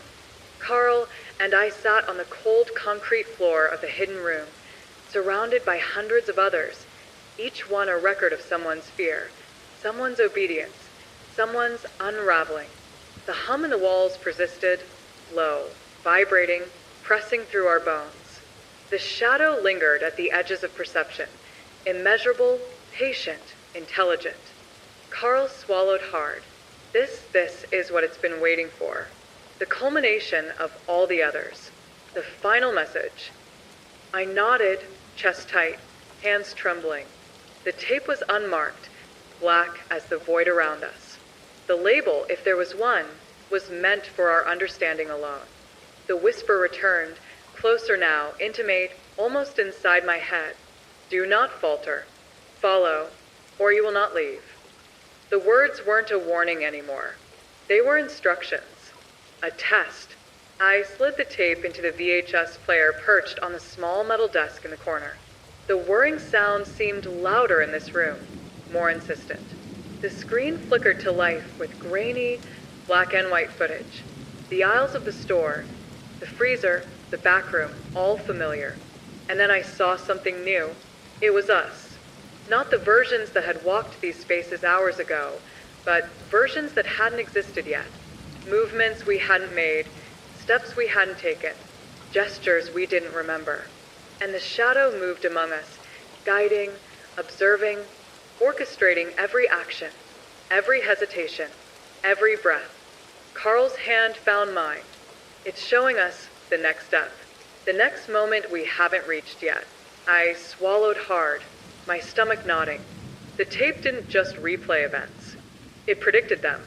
It dictated them. Every flicker of the shadow's elongated form, every subtle motion, it was an instruction manual, a blueprint. The whisper returned, deliberate, patient. Closer. Watch. Learn. Follow. My pulse spiked. Closer.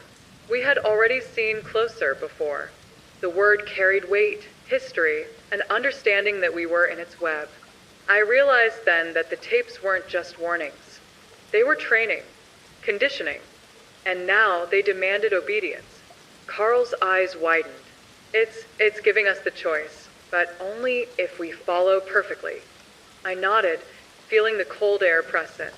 The hum from the walls intensified, vibrating through the floor, through my bones, threading through my chest. I realized I could feel the shadow now, more than see it, a presence pressing against us with patient insistence. The tape shifted angles, grainy footage of the freezer, and there in the corner of the frame, a small note, written in block letters, smeared, aged. Tonight, the end begins. My hands shook. It's for us. Carl swallowed audibly. We have to do exactly what it wants.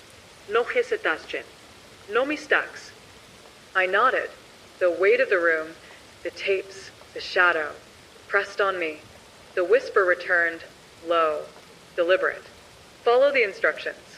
Every step, every movement. Tonight. The tape continued. The shadow moved closer to the freezer, gliding silently. The camera angle changed, focusing on the floor. Another tape rested there, black, unmarked, waiting. Our next step. I looked at Carl. We have to take it. Follow it. Whatever it is, whatever it wants. He nodded, voice trembling. We have no choice. We've already entered its world. I reached for the tape. Cold. Unnaturally heavy. The moment my fingers closed around it, a tremor ran through the room, subtle but undeniable. The shadows seemed to pulse, patient, aware, waiting. Carl exhaled shakily. This is it. The culmination. Whatever happens, we follow. No stopping. No hesitation. I swallowed hard, heart hammering. The whisper returned one final time. Do not falter. Follow, or you will not leave. And I knew this wasn't just about the tapes. It wasn't just about the shadow. It was about us. The choices we made, the steps we took, the obedience we showed. Every previous tape, every whisper, every shadow had led to this moment. And the message was clear. If we failed now, there would be no returning. Carl and I rose together, the tape in hand, the hum pressing through our bodies. The shadow watched, patient, intelligent, eternal. And I knew, with a certainty that made my blood run cold, that the night, the sequence of steps we had been drawn into, was far from over. We were participants now, not observers. And whatever was orchestrating this had planned everything, including us. The tape player clicked, its sound echoing through the concrete chamber like the closing of a vault. The screen dissolved into static for a moment, then steadied again. This time, the picture wasn't the store or the freezer. It was us, Carl and me, sitting right here in this hidden room, watching the tape. The image was grainy, but unmistakable. Same clothes, same movements, same flashlight lying on the ground. But what froze my breath was the difference. My copy on the screen wasn't blinking. She sat too still, head tilted slightly, as though listening to something just outside of hearing range. Carl cursed under his breath. That's us, Hannah. I couldn't look away. No, I whispered, shaking my head. That's not us. Look, she's moving before we do. And she was. A few seconds ahead. The version of me on the tape reached out, her hand hovering above the VHS player. A moment later, without thinking, I reached out too, following, mirroring, until I realized I wasn't the one deciding anymore. I pulled my hand back sharply. My reflection on the screen froze. For the first time, I was out of sync. The humming stopped. The silence was so total it rang in my ears. Then, faintly, almost like a sigh, came the whisper, "Do not break sequence." My chest tightened. The air grew colder. The shadow began to take shape again at the far edge of the room, its limbs stretching like ink through water. Carl hissed, "Hannah, we can't follow it anymore." But the screen glitched, static crawling across the image, and the copies of us turned their heads, slowly, deliberately, until their faces were staring straight into the camera. Straight at us. The version of Carl on the screen spoke first, but no sound came out. His lips formed words we couldn't hear. Then, one by one, the other tapes stacked around the room began to vibrate faintly. 100 tiny rattles blending into one low shudder that made the floor tremble. Carl grabbed my arm. "We're leaving." Now. We ran up the narrow stairs, the cold air burning our lungs. Behind us, the hum returned, louder, deeper, vibrating through every surface. When I glanced back, the shadow had reached the base of the stairs. It didn't climb. It didn't need to. It just stood there, watching. We burst out of the freezer into the fluorescent light of the store. The aisles looked exactly as they had before, but something in the air had changed. The stillness wasn't silence. It was listening. Carl was already at the door, fumbling with the keys, trying to unlock it. Come on, come on. Then he stopped. The glass door reflected us faintly, and for a split second, I thought it was just our reflections catching in the dim light. But then they moved differently. The reflection of Carl turned toward me even though he hadn't moved. His copy on the glass raised its hand first, and on the reflection of my face, a slow smile spread. One I wasn't making. Carl stepped back, face pale. Hannah, the reflections. I shook my head. Don't look. Don't look at them. The whisper returned, quiet but deliberate, pressing against the inside of my skull. Do not resist. You are the recording. I felt my knees weaken. The edges of the store blurred slightly, the fluorescent lights flickering faster, stuttering in rhythm with the hum. I grabbed Carl's arm, grounding myself. We have to destroy the tapes. Every single one. He nodded, jaw clenched. Then we ended tonight. We ran back down the aisles.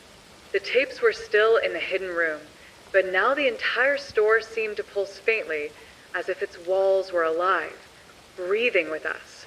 Every footstep echoed longer than it should have, overlapping itself like a recording slightly out of sync. When we reached the freezer door again, the panel was already open. The stairs glowed faintly below. The hum had turned into something closer to breathing, slow, wet, patient. Carl looked at me, eyes wide. You go. I'll handle the player. No, I said firmly. We do this together. He hesitated, then nodded. We stepped down into the darkness, once more. The tapes lining the walls vibrated in rhythm, one by one falling off the shelves like dominoes, clattering onto the concrete floor. Each one that hit the ground flickered with faint static light, like the spark of a dying memory. I picked one up at random. Its label read the first. I whispered, Carl, these aren't just recordings. They're people, the ones who came before. He froze. And if we destroy them, maybe we end it. He nodded slowly. Then that's what we do. We began smashing them, one by one, against the concrete. Shards of plastic scattered like black glass, fragments of magnetic tape spilling out in thin ribbons. With each break, the hum faltered slightly, the air shifting like an exhale. Then, from behind us, a voice. Soft. Human. Stop. We froze. It was my voice. Slowly I turned. Standing at the base of the stairs was another me. Identical, expressionless, eyes hollow. The same clothes, same trembling hand, same cut on the wrist from the earlier fall. She tilted her head slightly. You shouldn't have broken sequence. Carl stumbled backward, whispering, Hannah, it's you. It's...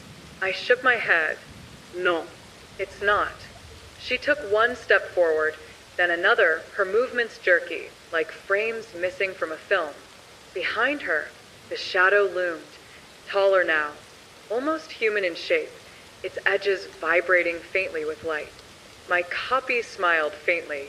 You are not the first to try. You will not be the last. The hum rose again, shaking dust from the ceiling. The lights flickered, stuttering faster, syncing with my heartbeat. Carl grabbed my wrist. We need to go. Now. But I couldn't move. My copy was only a few feet away now. I could smell the metallic cold on her skin, the faint scent of frost and tape reel.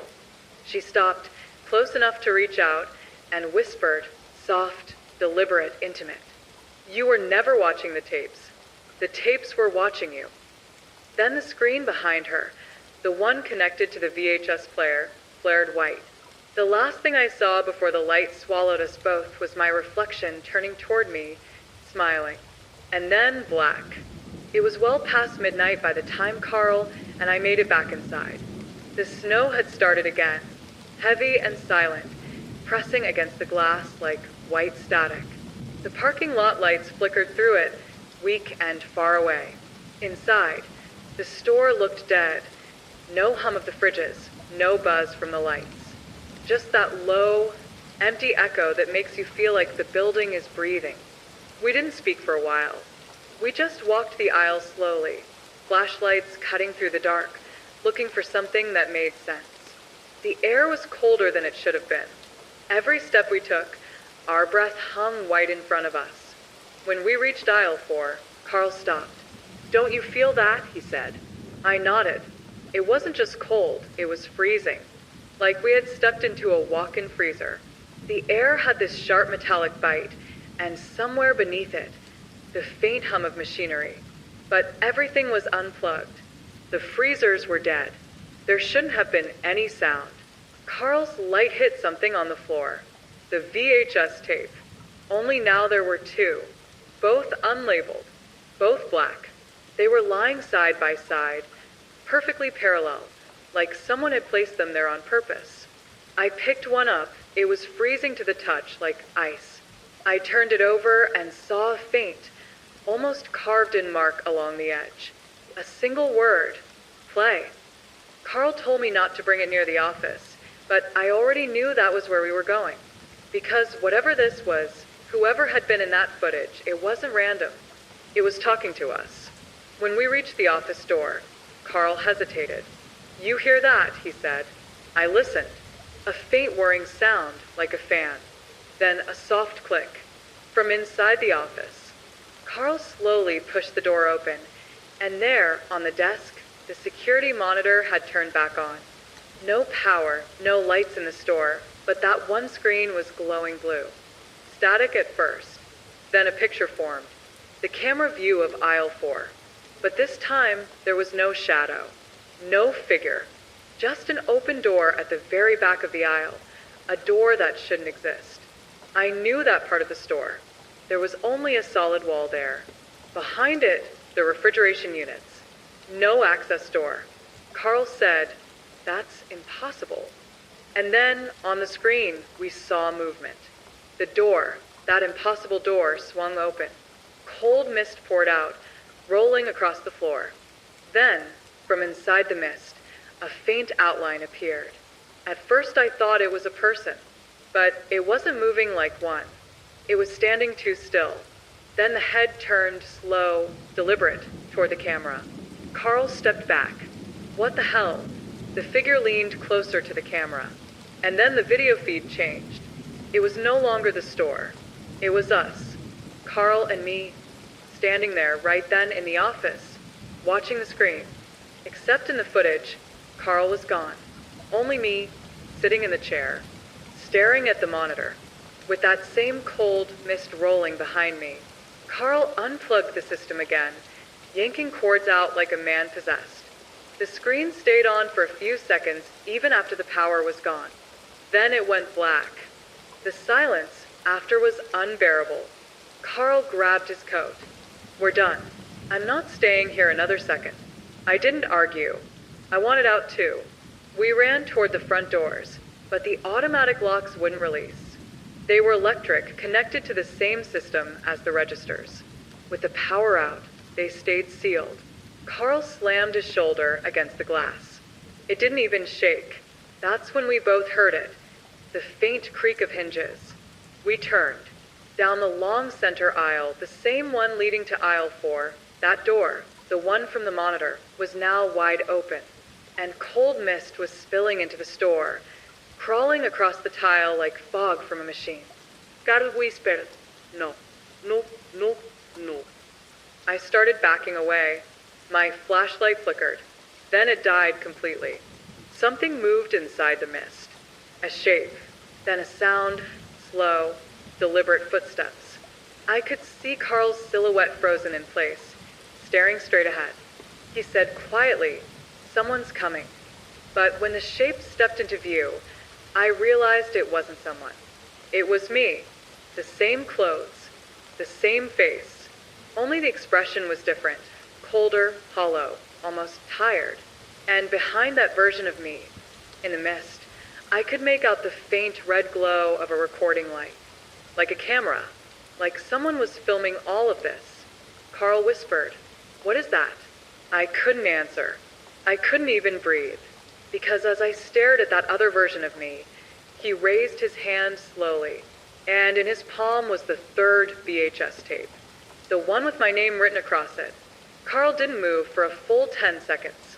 His flashlight dangled uselessly in his hand, beam pointing at the floor. The only light in the whole store came from the faint red recording glow pulsing in the fog, that tiny, steady and alive, somewhere behind a figure that looked exactly like me. I could feel every heartbeat like a knock inside my chest. My throat was dry, my palms slick with cold sweat. Carl whispered, "This isn't real, this isn't." Before he could finish, the sound of static filled the air again. Faint at first, then sharper, louder, like it was crawling through the vents. It wasn't coming from the monitors this time. It was coming from everywhere. The fluorescent lights above us flickered weakly, just once. And for a split second, I saw my reflection again in the glass door ahead. Except it wasn't me. It was him, the other me, standing closer now, and still holding that VHS tape. Carl took a slow step backward. Don't go near it," he said. "Don't you dare." But my legs were moving on their own. Every step closer felt heavier, like I was walking underwater. The cold got sharper the nearer I got to the aisle. I could smell it now, that strange freezer smell mixed with something metallic. When I reached the edge of the fog, the figure finally moved. It raised its arm again, still holding the tape, and then just let it fall. The tape hit the floor with a flat slap, spun once, and stopped by my foot. I didn't want to pick it up, but I did. The label wasn't handwritten this time.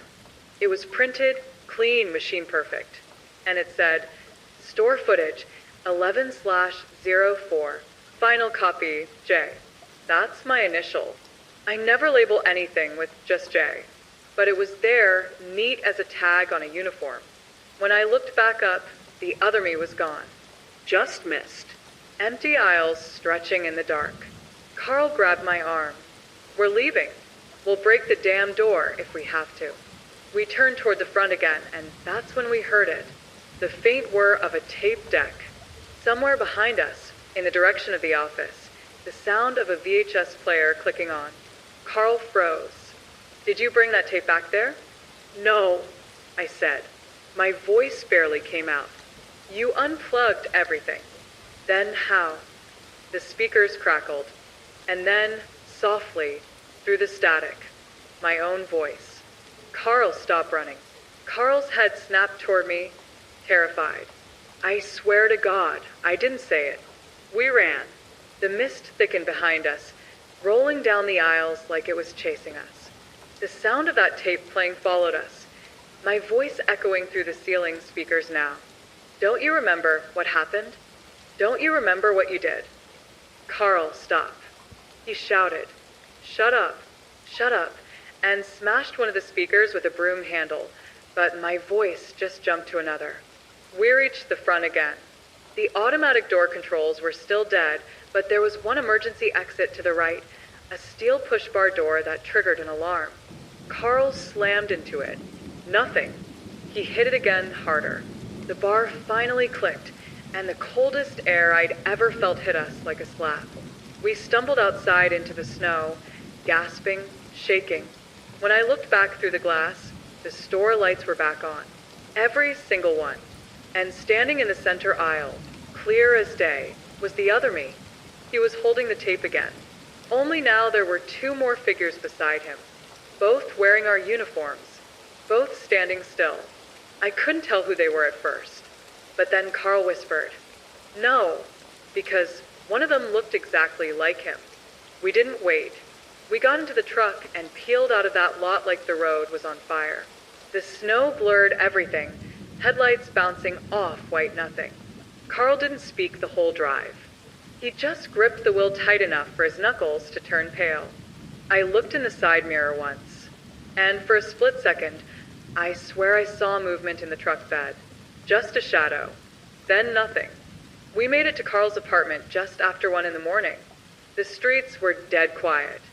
He parked crooked, left the keys in the ignition, and just sat there breathing hard.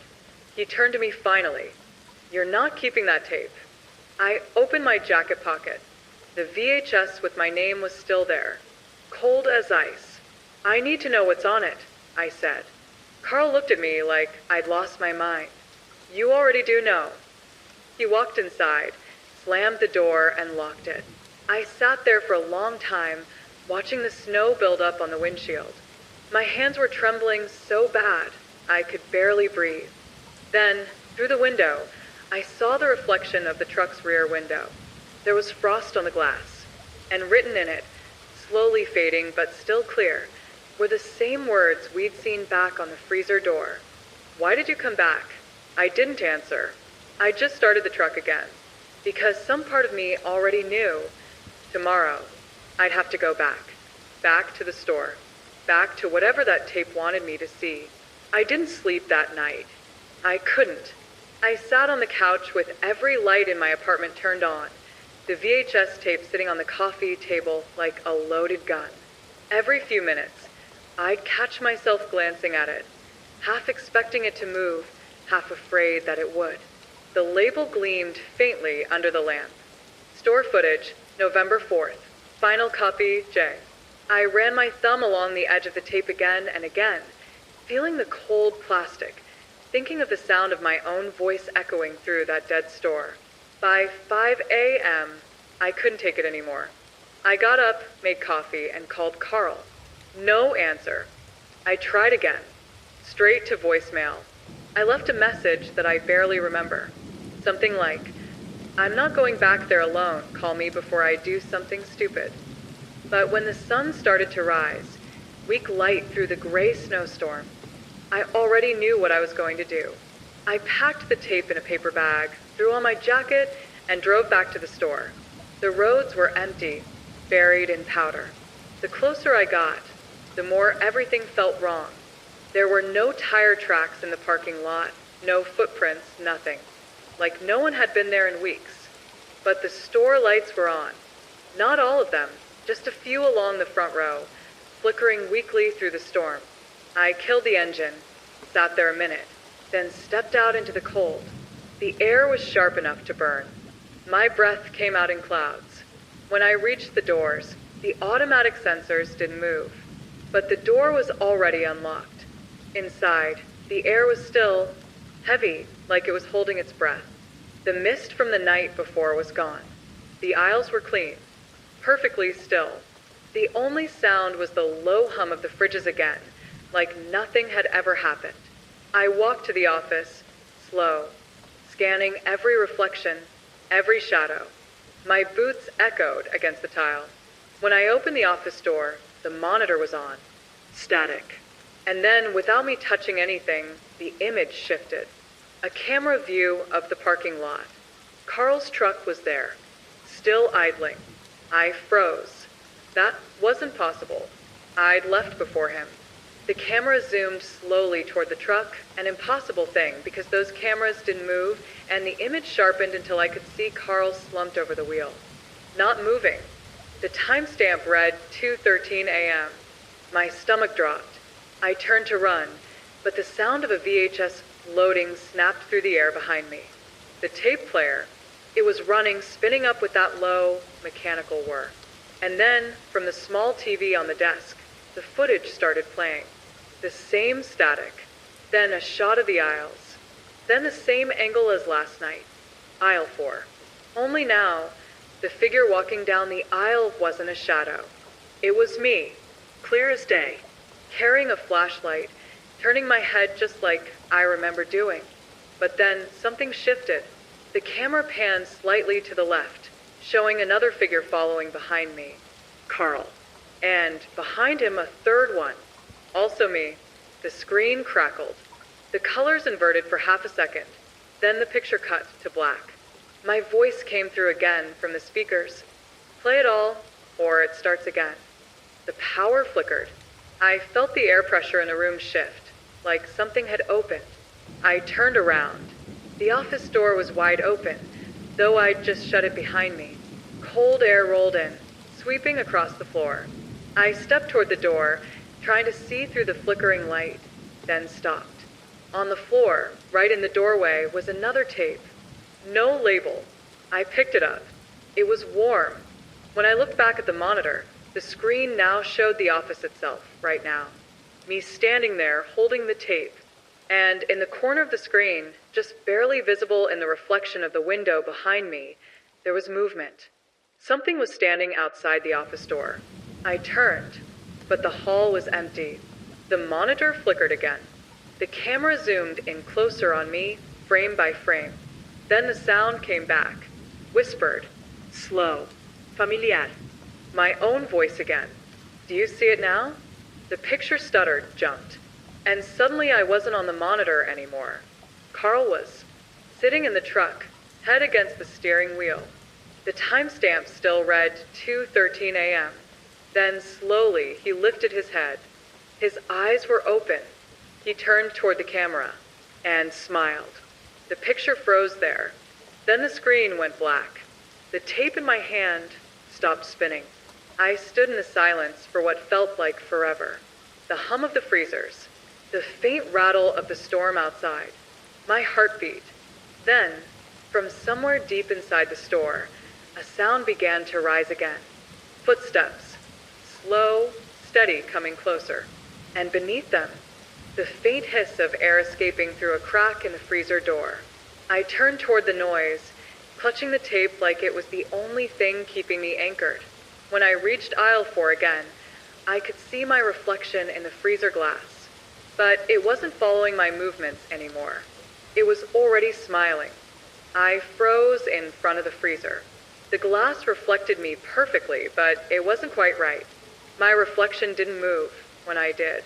The smile was wider now, colder, patient, like it had been waiting for me. The tape in my hand vibrated faintly, pulsing against my palm as if alive.